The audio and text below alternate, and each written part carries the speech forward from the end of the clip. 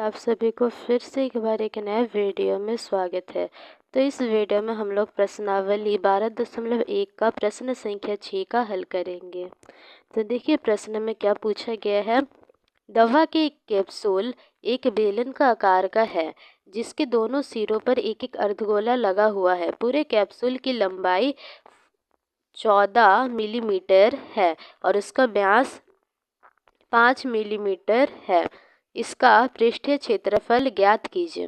तो देखिएगा इस एक कैप्सूल है जो बेलन का आकार का है। देखिए ये बेलन है ये वाला, और फिर गैस इस बेलन में क्या लगा हुआ है, इस बेलन में लगा हुआ है दोनों ही सिरों में अर्धगोला, दो ये एक अर्धगोला है ये एक अर्धगोला है। इसका व्यास हमें दिया गया है और बोल सकते हैं बेलन का और अर्धगोला का जो व्यास है वो सेम है, और ये पूरा का लंबाई दिया गया है गैस, ये पूरा कैप्सूल का लंबाई है। ठीक, तो गैस हमें क्या निकालना है। देखिए एक तो देखिए एक तो बेलन का वक्र पृष्ठीय क्षेत्रफल निकालना है। ठीक, क्योंकि देखिए ऊपर से हमें क्षेत्रफल निकालना पड़ता है। एक तो वक्र पृष्ठ क्षेत्रफल निकालना, दूसरा ये इन दो गोले का क्या करना, ये दोनों गोले का वक्र पृष्ठ क्षेत्रफल ज्ञात कर देना है। फिर दोनों को प्लस कर देंगे, फिर गैस हमारा उत्तर आ जाएगा। पर उसके लिए गैस देखिए बेलन का जो वक्र पृष्ठ क्षेत्रफल होता है तो वो होता है 2πr/h, ऐसा होता है।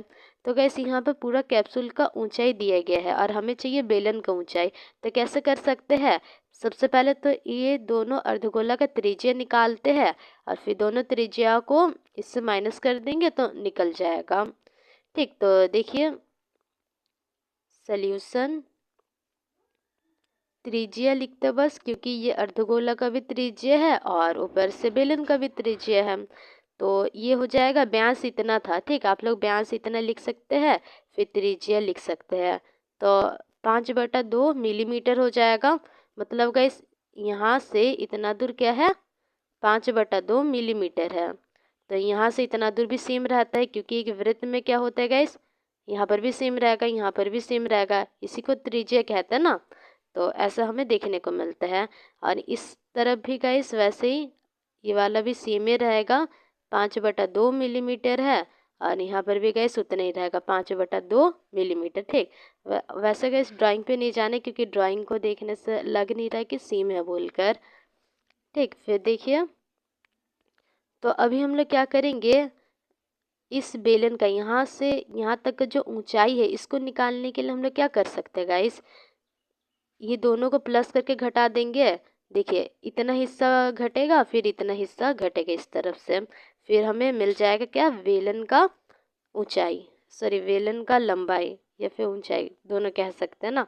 तो देखिए भी लिखते हैं बेलन का ऊंचाई तो वो होगा कैप्सूल की लंबाई माइनस होगा -2 गुना त्रिज्या।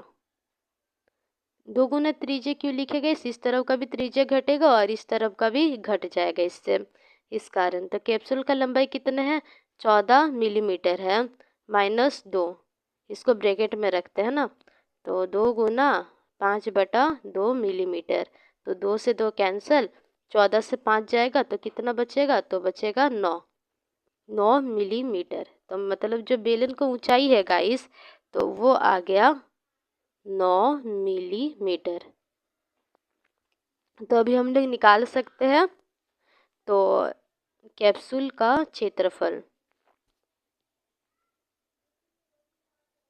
कैप्सूल का क्षेत्रफल।